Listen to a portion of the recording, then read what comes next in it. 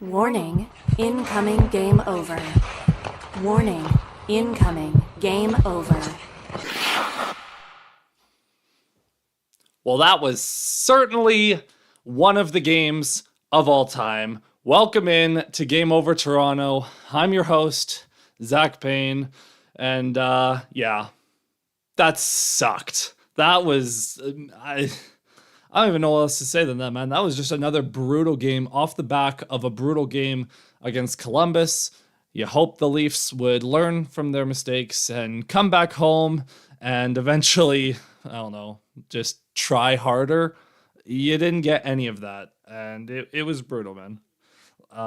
So let's talk about it. Let's talk about the game. I'm gonna structure this solo stream today just because Lauren and Dominic had to talk about that godforsaken Columbus game, and it doesn't feel right asking either of them to do that again. So it's just me today. I get to talk about this embarrassment. So the way I'm going to structure this is pretty simple. First half of the stream here, we are going to use that. This is going to be a cleansing moment for all of us Leafs fans, all right? We're going to cleanse ourselves, and we're going to just take this opportunity to vent all of our frustrations. And then the second half, we're going to bring this back a little bit. I'm going to try to bring it back, add a little bit of positivity into it. But yeah, it's pretty easy to pick out the negatives. And, you know, of course, before we get into it, make sure you are subscribed to the Game Over Network, subscribe to Game Over Toronto, like the stream if you're following along. And yeah, leave in the chat any frustrations you have. I'll get to them at various points in the stream. Forgive me. I'll have the chat open at times. I'm also going to have my own notes open. So I'll get to the chat when I can. To start with, this pains me, because this is most people's favorite player. There's times over the past few years where I have cheered for this player to score more than I've cheered for the Leafs to win. Austin Matthews had a brutal game tonight. That might have been, at least defensively, that might have been Matthews' worst game of the last 3 years. The first 3 goals that the Blues scored, you can attribute pretty exclusively to Austin Matthews. And that's not something you really get to say often. Like there are, you know, every 3, 4, 5 games you could say, oh man, Matthews, just like that one might be on Matthews a little bit. This is a game where 3 goals were pretty clearly on Matthews, and it was not a good time. And I'm going to bring up a larger discussion later, but let's start simply. Joseph Woll, right? He's playing his season debut, first game of the season. You know, you want to make sure that you protect him. You want to make sure that you help him out, ease him into action. And on that first goal, Austin Matthews is pretty much ignoring I think it was Buchnevich that was in front of the net. And he's just screening Joseph Woll. It's an amazing screen. It's exactly what you want a big-bodied forward to do. He was just screening his own goalie. And the shot from the point, I think it was Philip Broberg, fires one. Woll never sees it. He never sees it. And, you know, Matthews just, I don't know what was happening on that play. He was standing, he was doing like a little bit of a mannequin challenge in front of the net there. He stood still for like 10 seconds before that goal went in. He was just like looking over his shoulder. Oh yeah, Buchnevich is there. And just standing there, setting a pick on his own goalie. Not great. The second one, the Dylan Holloway power play goal. This one it's Matthews and Tanev, but I think Matthews was the one who was most guilty on this play, where it's, the Blues power play works it into the corner and everyone's puck watching. All 4 Leafs penalty killers gravitate towards that corner and there's a man wide open in front. One of Matthews or Tanev has to leak out of that situation and recognize, hey, there's a guy wide open in front of the net. You probably got to stop him. You got to at least take him away. So also not good on that front either. And the third goal, this is the one that a lot of people are going to talk about on social media over the next, 24, 48 hours, because this is the one that Craig Berube, on television, you could, on the broadcast, they showed Berube yelling at his top line, but Matthews in particular, for going backwards on the play. Matthews has a chance to either ring it up the boards, to try to force his way up the wall and instead he tries to curl back and turns it over. Man in front, coming in off the rush, or coming in, I don't know if it was off the bench, but just streaking in from the neutral zone. So it was, I think that was Texier, I believe, a little bit higher than the coverage, and it's a goal. Sometimes a shooter's going to beat a goalie. That's the only one that you could maybe say, Wool, you would like him to save it, but it's a turnover in the defensive zone that was avoidable, and that's on Matthews. And, I'll talk about the specifics with that later in terms of Berube yelling at Matthews, because there was a whole thing about Jim Montgomery yelling at Brad Marchand on the bench, and Marchand came out and kind of called out the media and being like, you guys make a big deal of this. The coach should not be getting scrutiny for this. And a very similar situation now happens in Toronto that's going to get blown out of proportion because Toronto, good. Matthews, he messed up 3 times in that game. He deserved to get yelled at. And, we can talk, like, this is the second game in a row where the Leafs just have not had the effort they needed to. They played a lot better than they did against Columbus. There's no doubt about that. They played a lot better. They were faster. They were finishing more checks. Wasn't good enough. And part of that is on Berube, because a coach's job is to get the most out of the players. Part of that's on the captain. The captain also has to do his part to drag his teammates into the fight. He has to set the example for what effort looks like that night. Matthews didn't have his most engaged performance. He had some moments for sure. Wasn't his best performance. He wasn't the most engaged. He definitely was not the most engaged physically. And what kind of example does that set to the team? I'm just saying. We dragged on, over the years, I've dragged on John Tavares for his leadership style and how he's not really the type of leader that inspires. He's more of a lead by example guy. And he didn't, he at least did the little things right, but he wasn't a physically engaged presence. Matthews hasn't been. He can be, but he hasn't been. And tonight there was just an air of, this is not like the bit. It was Matthews, Nylander, and Marner the most that were the Leafs, not worst players, but they were dragging down the team's performance. Nylander's turnover directly leads to a goal the other way. I think that was the 4th goal, yeah? And that's what put it away. Josh in the chat saying Wool did not look good. Honestly, I thought Wool was fine because, again, first goal, screened by your own player. What are you going to do? Second goal, a man is left wide open in front on the power play from 3 feet away. Third goal, okay, yeah, you want him to save a shot from the high slot, and especially one going against momentum. That's one. And the 2-on-1, you need him to save one of those. But then your upside is you're looking at a 3-1 game. And the Leafs just did not have enough juice offensively tonight. It was the same thing we encountered with the Rangers game last Saturday, where, yeah, Binnington made some good saves. But how often were they the most challenging? A lot of shots in the chest tonight. A lot of shots where Binnington just had to kind of squeeze his arms and make sure they didn't get under him. Not a lot of challenging shots. Not a lot of challenging looks. The Leafs did not do a great job of getting to the net. They had some moments again, but I think the Ekman-Larsson goal where it hits a guy in front, like deflection, you need more of that. It caused by Lorentz causing havoc in front of the net. Just not a challenging night. And again, it's the big 3 that are setting the example that you can get by with just relying on talent. And that's not the mess. You cannot be thinking like that anymore. It's unacceptable. How many years are we going to go where these guys are like, we're more talented than them. It'll be fine. It's fine.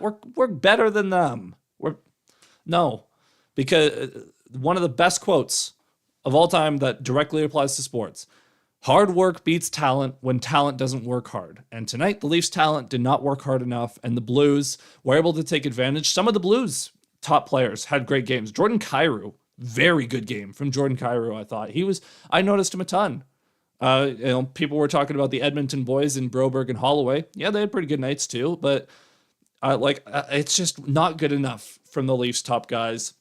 And it's disappointing, really, because after a loss in Columbus where nobody looked engaged, you would hope that someone would figure it out. Like someone in that locker room would be like, hey, that wasn't good enough.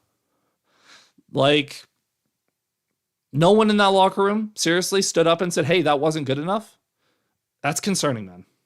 That's concerning. Yeah. And I don't know if you guys listening, at home share any similar sentiment, but it just feels like the Leafs are still struggling to buy into Berube's philosophy a bit. Some guys are, and I'll talk about that in the positive section. But if you want a teaser, Matthew Knies, unreal. Like Matthew Knies has been fantastic, even in these terrible games. He's one guy. And Matthew Knies cannot be the best player on a line with Marner and Matthews. Like that cannot happen under any circumstances. And he looked like the best one. And he gets moved off that line because Berube was experimenting in the latter half of the game. But Knies was a positive. McMahon has had some good moments. Nick Robertson has looked a lot better. Domi. But yeah, like again, we'll talk about that later. I'll try. I'll transition into our second period here. Before I do, though, I want to just tell you guys a little bit about we got to take a break from all the negativity and we got to focus on something a little bit more positive, and that is Hyperdrive Hockey. That is Game Over Network's flagship show. It's on the Game Over channel, like the main Game Over Hub channel. If you're interested in all things hockey, they do a great job. Listen on any podcasting platform you want, or on YouTube if you feel so inclined. Subscribe to the Game Over Network and follow along because those guys do a great job, and it's each and every week, man. So go give that a listen. As we transition into our second period, we always have to do this, and it does drive me a little crazy at this point.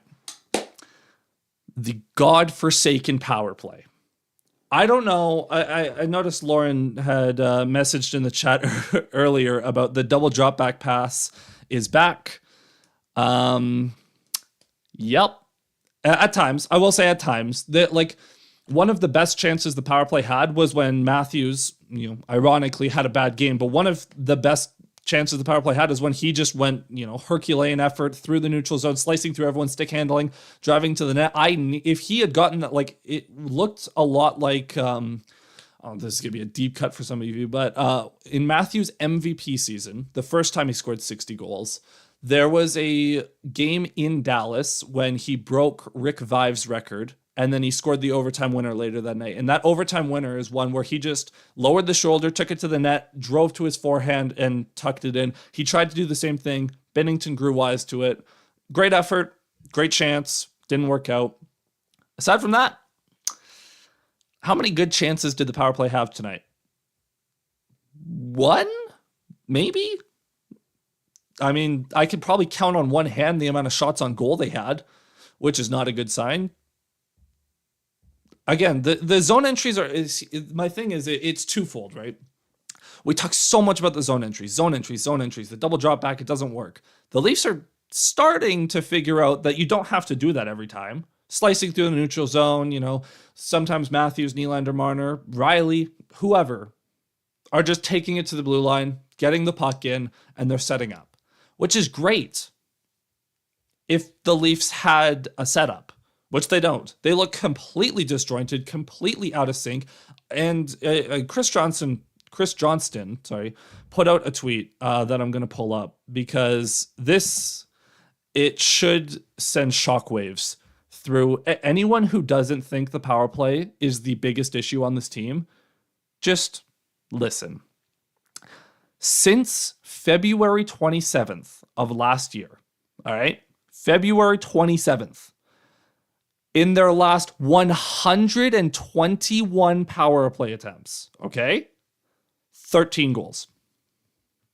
13 of 121.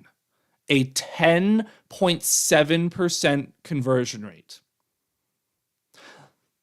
A good power play, not a great power play in the league that the Leafs are capable of being. You look at your Edmontons, your Tampas, whatever. upwards of 25 to 30% sometimes. 10%. 10. It's pathetic, dude.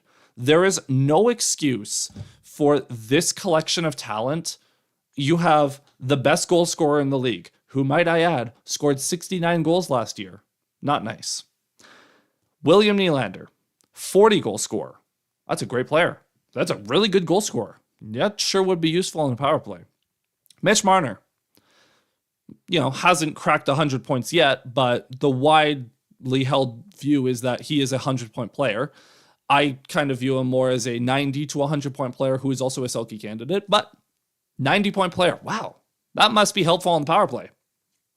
And yet, for some reason, those three combined should be scoring, should be scoring 130 goals a year combined between those three. And yet, the lack of power play, all three of them, if Matthews, Marner, and Nylander were all part of a power play that consistently scored 25 to 30% of the time, as they should be, they're all 110-point players. They are all going to be top 10 in scoring if that happens. Because all of them have that talent. They just need the power play production. And yet, nothing. And it comes, so for me, I don't want to harp on the zone entries too much because that's at least an area they're showing improvement. Where they haven't shown improvement is in their execution, in their urgency, and honestly, their overall plan. How many times, there was, at the end of the game, there was, I think it was the 6-on-5. Morgan Riley and it might have been Tanev, I don't really know. Just back and forth on the blue line, waiting for someone to do something. On the outside, on the perimeter, no one's really doing anything. There's no plan, there's no intent, and there's no execute. Well, to be fair, it's hard to execute when there isn't a plan. So maybe they get a pass on that. It's not really a lack of execution because you can't execute something that doesn't exist. And there is no plan. I don't know what, we've played this hypothetical on Game Over, the three of us, and various points being like, if Mark Savard calls you and says, hey, how would you fix the power play? I would like to offer up, how about you try something? Anything. It could be anything, but just draw up a play and try something. And, as Lauren, I might add, correctly points out in the chat, it's not the coaching. It's the players. And, you can gripe over, Matthew Nyes should be over John Tavares in power play 1, which he should. It's the big three. It's the big three. It's those three players. And,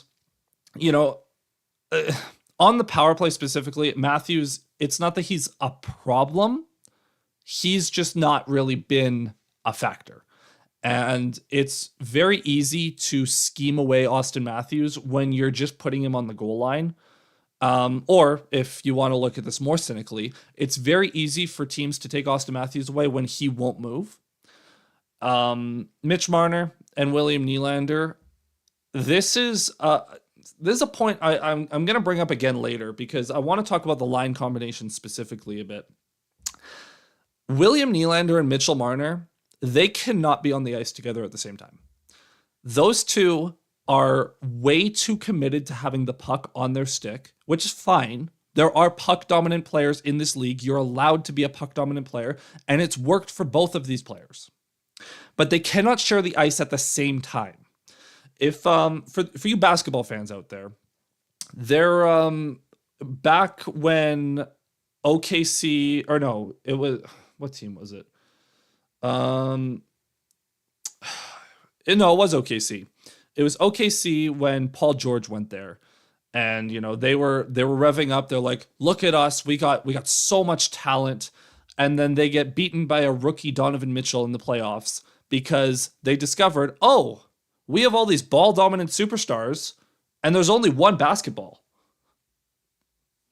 The Leafs haven't figured out that there's only one hockey puck to go around for both Nylander and Marner, and they can't cope with it. because both of these players are so incredibly good with the puck on their stick.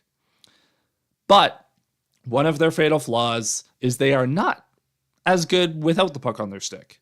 Now, that is what makes Austin Matthews, by contrast, so good, is he doesn't need the puck on his stick. I compare him to Steph Curry a lot because he can score from anywhere and he doesn't need the ball. You can just catch and shoot. He'll find open ice. He'll find the open space. You just have to get the puck to him when he gets to that open space. It's very easy. He can also take the puck. I'm sorry, too many analogies. He can also take the puck and make things happen on his own, as was evidenced by that one power play rush he had in this game. But he's versatile. He can do multiple things. He doesn't need the puck on his stick. When's the last time you saw Mitch Marner really doing something productive away from the puck in the offensive zone? And you can go back and rewatch the game if you want to fact check me, but I'd be willing to bet that you would see him when he doesn't have the puck, he's going to the boards to provide an outlet. And then, he'll get the puck back and just skate around. He might pass to someone in the slot, but he's very content to kind of move away from open space when he doesn't have the puck. Excuse me. So, I don't know.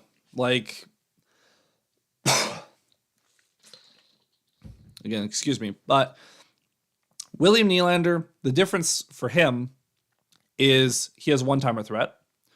And, another thing, too, with Nylander is he's very good at finding open space on the breakout. When you're trying to break out, that's why he gets so many breakaways, is because he's very good at slicing through neutral zone coverage with or without the puck. But in the offensive zone, it's really one-timer or bust. Because if there's no one-timer available, he's just going to do the same thing as Marner. Go to the outside. Hey, I'm open. You can give me the puck if you need an outlet. And then, around the outside. Ironically, he scored a huge goal in Game 6 last year by doing this. He loves taking the puck to the blue line and then stopping to go back where he just came from and then shooting it like a low percentage shot from the blue line. Granted, it works when there's traffic in front. Won't work on the Leafs power play because asking the Leafs to put traffic in front when they have a man advantage is apparently, an anathema to them.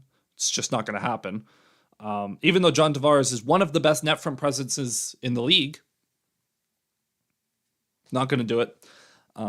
That's why the second power play unit has looked so much more dangerous, is because every time Nick Robertson gets the puck and looks to shoot, Matthew Nyes is in front, just destroying everything in front of him.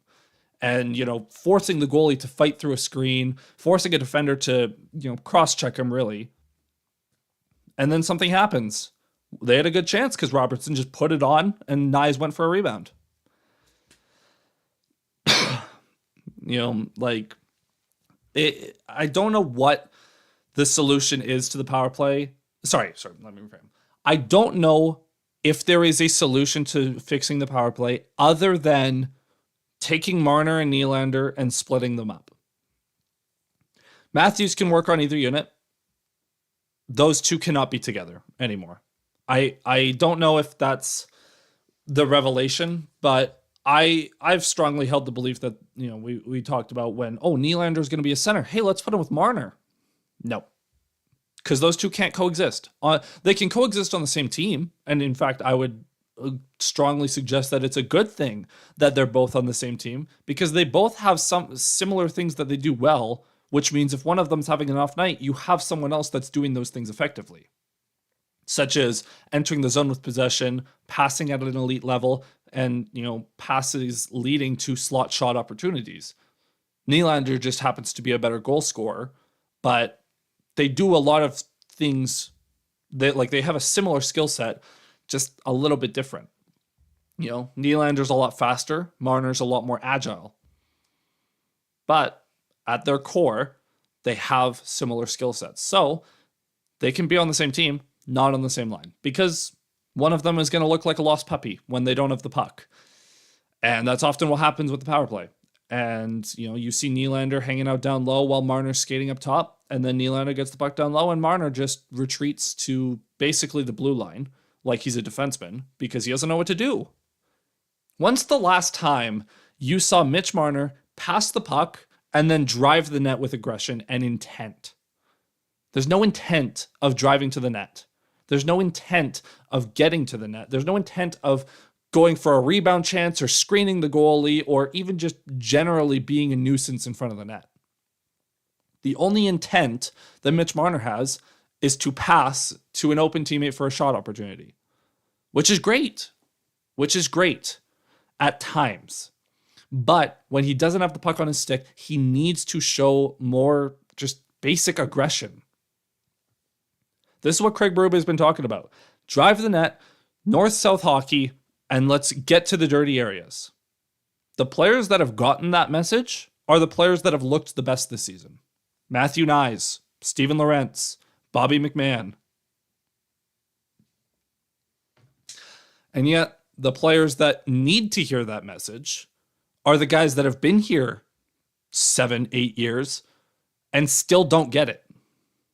Matthews gets it. Like, I'll give him that. Matthews understands going to the net is where you score goals.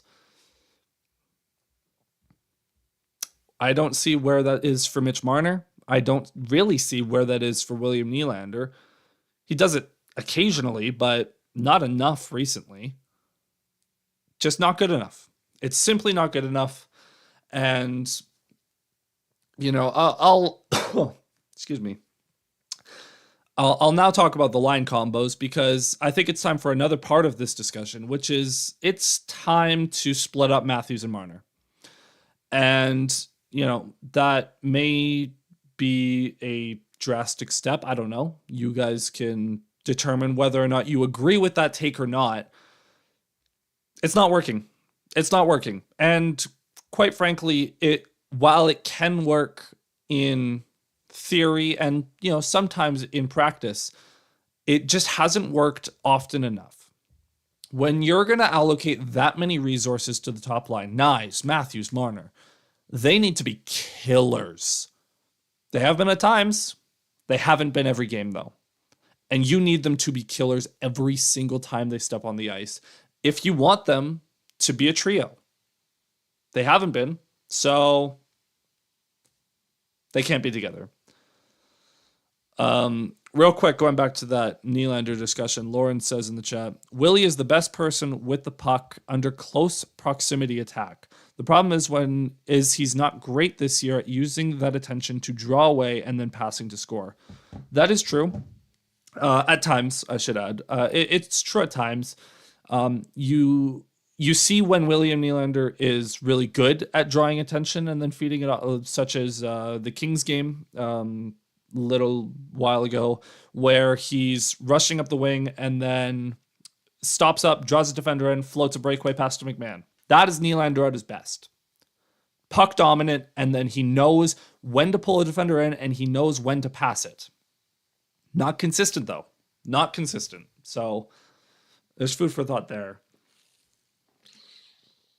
Is it time to reunite Domi and Matthews and have Knies be the third? Domi and Matthews, yes. 1,000%. Because I don't think I can stand Domi as a third line center. He does, you know, I do like the concept of a Domi and Robertson duo until you remember that there's another half of the ice that they have to play on called the defensive zone. And neither of them are particularly equipped. Robertson really tries. I get that, but he's not good defensively. So you'd have to do like a McMahon, Domi, Robertson line. And then you would do, I guess in that scenario, Knies, like let's say you do Knies, Matthews, Marner, and then Pacioretty, Tavares, Nylander? When he comes back, that is. Like, Pacioretty actually really needs to get healthy because the amount of good wingers is shockingly low, especially if you want to try to fill out a lineup while not having one of Marner and Nylander on Matthews' line. So let's play this hypothetical that Lauren brings up where you have Knies, Matthews, Domi. Should be a good line. Should be a good line. Nyes is just awesome. Matthews and Domi have chemistry. They have a symbiotic relationship. Domi's a passer, Matthews is a finisher. Works great. And Domi is not a puck dominant player, which means Matthews has the puck on his stick more, which is a good thing. You want Austin Matthews to have the puck on his stick. So let's say that's your top line. Then you have, I guess, McMahon, Tavares, Marner, I guess, which, you have two good defensive wingers to shelter Tavares. You let Mitch Marner play on a line where he is the guy. He's driving play, and he has two finishers to pass the puck to. And then your third line in this scenario would be, I guess, Pacioretty, Holmberg, Robertson. Don't love it, but what am I saying? Robertson, Holmberg, Nylander. Sorry, excuse me.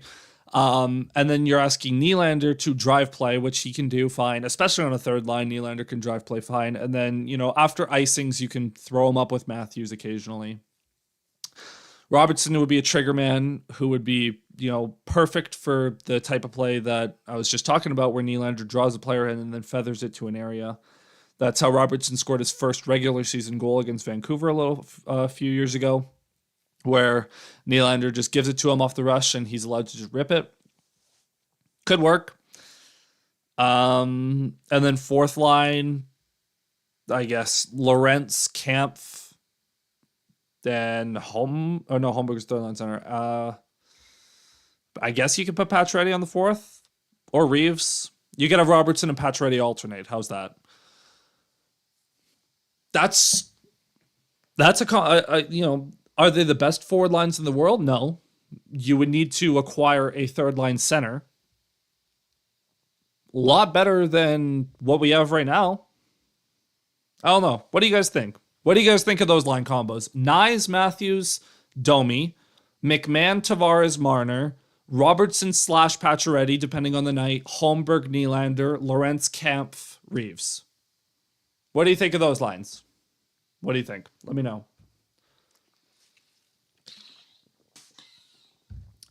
While you guys ponder on those lines, I'm going to go ahead and switch us over to our third segment. While I do, you guys are going to see the merch is going to come on the screen now. And, check out the merch, GameOverNetwork.com, theGameOverNetwork.com, excuse me. It's on the screen. You can take a look if there's anything you like. And go check it out, honestly. It's pretty simple. If you like what you see, go take a look. We appreciate all of you for the support you've given us as we get started up here. We've had a good month of October, and we hope to carry that momentum through the rest of the season. So thank you for your support, and there's merch if you want it. It's at least change. Worst case scenario, it doesn't work, and we're no worse off now than if it's a bug. Yeah. I mean, you're not wrong. You're certainly not wrong, Lauren. So now, a lot of negativity,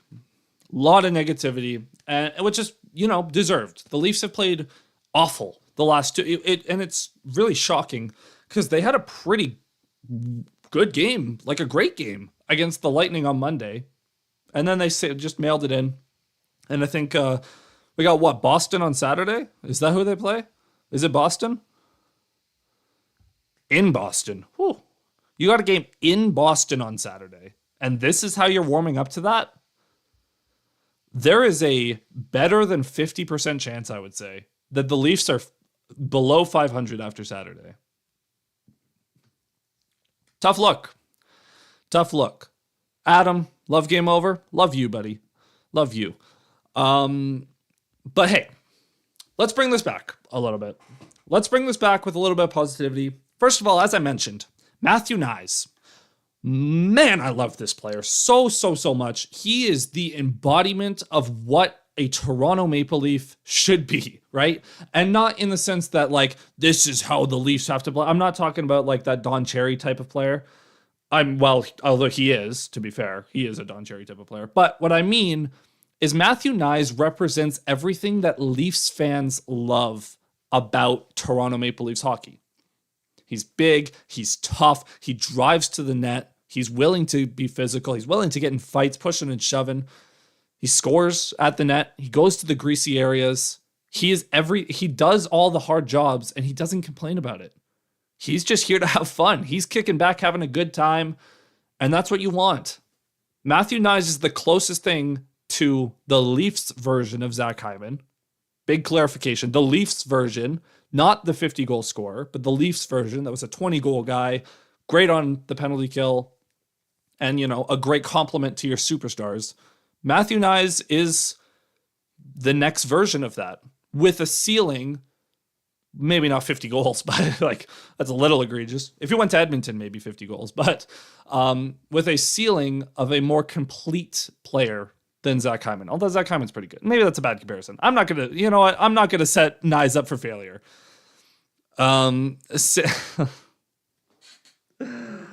First of all, Sam, buddy, how you doing? No, get your Matt Murray propaganda out of my chat, please. Shout out Mustache Mountain, though. I think he should probably get a game if there is another injury. I would prefer Murray to get the next game over Hildeby at this point. But Matthew Knies, incredible player. And like I said, Robertson has had some nice moments in these bad games. It sucks because these games are largely forgettable, so it doesn't really matter.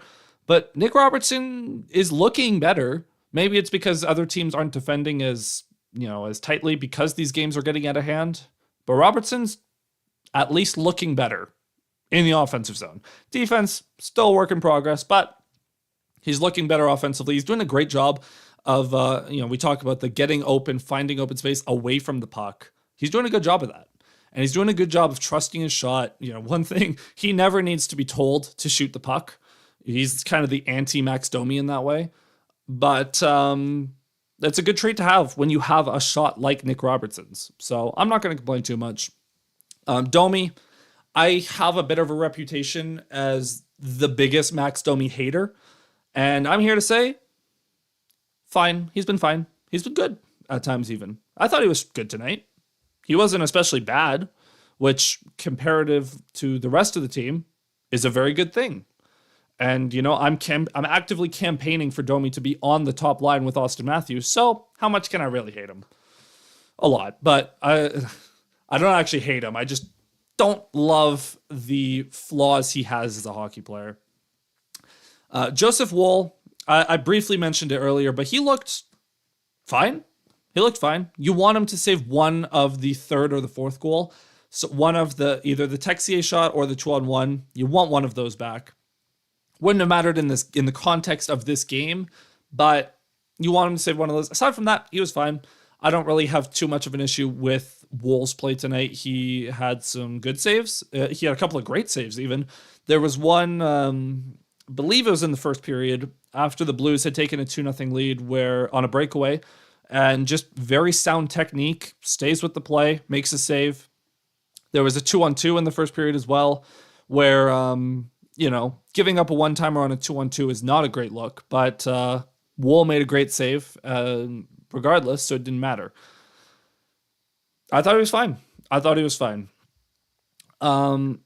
Another thing, Nice higher ceiling than JVR probably. Yeah, I'd say ceiling-wise, you probably want Nice to be at Leafs JVR level by next year. And then you hope that, because you're going to have to extend him, you hope by let's say it's a 5-year deal, you hope midway through that extension that he is better than Leafs JVR, I think.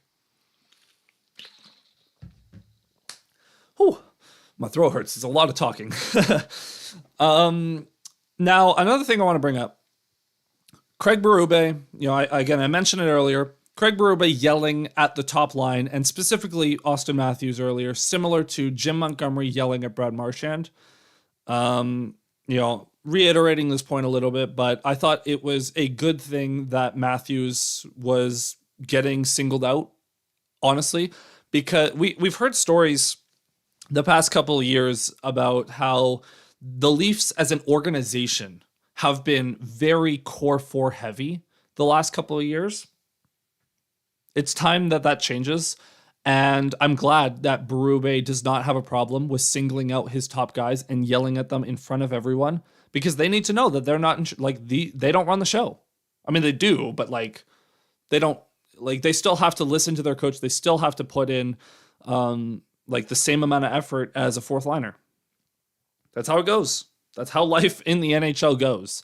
And that's non-negotiable, unfortunately. So good that Berube is trying to drill that message through their heads.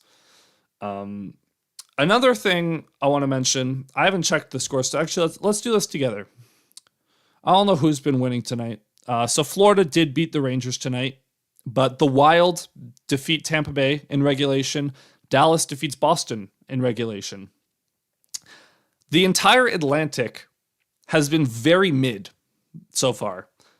And that's honestly I think Florida still wins the division, just because, they're the best team on paper as of now. Well, are they the best on paper? I don't know. They're the best in practice regardless. And I do think they win the division. But every year, basically every year in the Matthews era, what we've seen is every year we start the season and 15 to 20 games into the season, you know who the division winner is, because someone has jumped out to an insane lead and put it out of reach already. That hasn't happened this season. Again, Florida's doing pretty good, but they've played more games than everyone. Everyone else has been kind of like Boston, surprisingly mediocre so far. Part of that might be Swayman getting up to speed. I'm not sure, but they have not looked at all like the Bruins of old. The Lightning, they had a good start. They're 3-0 to start, right? I don't know. They look fine. They look like a playoff team. They hardly look like division champion caliber team. It's really Florida. You got to beat Florida. And if the Leafs can keep pace with Florida for, the whole season and just keep it close, keep the race for the Atlantic close, they have a chance. They have a chance. And excuse me. I think I am sick of every year knowing that the Leafs aren't going to win the division, because they have the talent. They could. The only thing stopping them is themselves when they have efforts like this in the last two games, which is unacceptable. It's unacceptable. So Core 4 doesn't seem to hate losing like a Crosby, Marchand, McKinnon, and McDavid do. Yeah, honestly. Now, I'm sure if you were in that locker room, they do hate losing, but I think here's the difference. This is the best way I can put it. Here is the difference between the Leafs stars and other stars around the league. Every star around the league, you ask a McDavid, a McKinnon, a Crosby, a whatever. Look at other sports. LeBron James, Tom Brady, whoever, Patrick Mahomes. It's all about winning. What do I have to do to help this team win? And when they lose, you saw it in the Amazon documentary, like McDavid was so crushed after that Game 7 loss. The entire Oilers locker room, Draisaitl too, Hyman too. The difference is with the Leaf stars is they don't just want to win. They want to win because of themselves. Matthews, Marner, Nylander. They want to win in Toronto, and they want to be the ones that elevate their play and step up and win. They don't care about just winning. They want to be the reason that the Leafs win. And the problem with that is that can also breed a mindset of caring about stats over winning. Now, I'm not accusing them of that. However, some of their efforts in the regular season indicate they are not that committed to winning a division title. They don't think it's important. Sheldon Keefe fostered a culture where nights off were acceptable.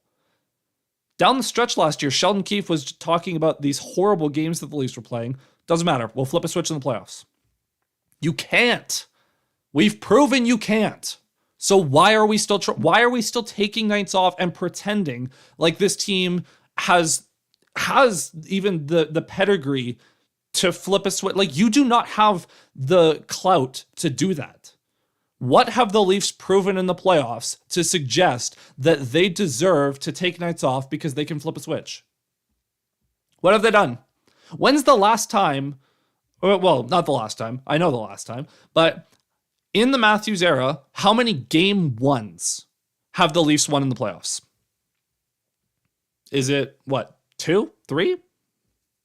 They won one against Tampa. They won one against Boston. Actually, it might be 2. It might be 2. Is there another one I'm forgetting? They lost to Washington. They lost in 2018 game 1 to Boston. They won 2019 game 1. They lost to Columbus. They lost to Montreal. They won game 1 against Tampa. Then they lost it the next year, got killed. And then they lost last year in Boston and got killed. When's the last time the Leafs even started a playoff series on time? They don't. Panthers basically played the same hard style game all 82 and to the cup. Yeah, I mean, I'm sure the Panthers took nights off. I don't watch them that closely, so I couldn't tell you. But the Leafs got to get the Leafs have got to get it through their heads that they are not good enough right now. I don't know what it's going to take, but they aren't good enough. Like, plain and simple, they haven't been good enough. They have the capability to be a great team, but they time and time again aren't. So with that being said, we're going to go to our fourth and final segment. It's at this point that everyone in the chat, I would ask for your questions if you have any going forward. I love that I tried to make that a positive section and I ended up yelling about them again. I promise I am higher on this team than I sound right now, but my bad. I didn't mean to make it negative, y'all. I'm sorry. Now, while I wait for questions in the chat, let me tell you about Game On. Game Over has you covered after the game, but in order to get ready to watch each and every Leafs game, you got to get your Game On too. Game On Toronto is a short-form daily news podcast covering everything you need to know about the Toronto Maple Leafs, hosted by Josh Ruckstall. My bad, Josh. He gives you all your Leafs news in under 10 minutes, very digestible, bite-sized podcasts for you each and every day. You can find them on the Game Over Toronto channel or on wherever you get your podcasts. Game On Toronto, daily news. I can't remember the order of the signings / hirings, but I can't help but think that Bert would be thriving under Berube. Oh, Sam, you're speaking my language. I have been so adamant that the decision to bring back Domi instead of Bertuzzi was the dumbest thing ever. Because this brings up a very different conversation. But Max Domi represents everything that the Leafs have been saying over the years. Tyler Bertuzzi represents everything the Leafs have needed over the years. And what I mean by that, it's very simple. It's performative versus functional toughness. Max Domi is a very performatively tough player. You know, he gets into it with guys after the whistle. He fights occasionally. He gets the crowd going raw. Tyler Bertuzzi goes to the tough areas. He hits people when he's prompted, and he's not afraid to get in a fight either. But he does things that are practically and functionally tough. He is a tough player. Max Domi appears to be a tough player, but in reality, he's really not. You know, everyone laughs at him when he takes a stupid penalty. Jacob Trouba, drew a cross check against him where he punches him in the back of the head, and he's laughing at him because everyone knows you can goat Max Domi into doing these stupid things because he's a performative player. Tyler Bertuzzi would be thriving under Craig Berube, and it would offer the Leafs another top 6 winger option, which would have isolated insulated Matthew Nyes and allowed him to be in a more sheltered role so he could thrive just like he's done in the playoffs. Adam says it's been a rough few games. Yes, it has. But the important thing to remember, the sky's not falling. Obviously, this has been a bad week for it hasn't even been a bad week for the Leafs. They had a great game against Tampa. Bad couple of games for the Leafs. They could flip the switch on Saturday. I hate the stupid flip the switch talk, but that's what we come to. But it's very easy for the Leafs to get out of these ruts. And it's all in their heads. It's not even yips. It's just you just gotta play. Stop thinking and just play. The Leafs, again, they have the capacity to be a great team. They just have to do it night in and night out, which they don't. I'll leave another moment or two here if anyone has any parting questions. If there are no more questions, make sure you subscribe to Game Over Toronto. Leave a like on the video. Subscribe to the Game Over Network, Hyperdrive Hockey, Game On Toronto. Check out our merch that I showed you on the screen earlier. You can find me on Twitter at Zach Payne 41. I also have a YouTube channel at Zach Payne 41, produce some sports gaming content. I have a podcast, The Payne and Drain Show. That's a football podcast. If any of you are NFL fans, specifically I'm a Detroit Lions fan. It's a Detroit Lions podcast if you're interested. But yeah, subscribe to Game Over Toronto.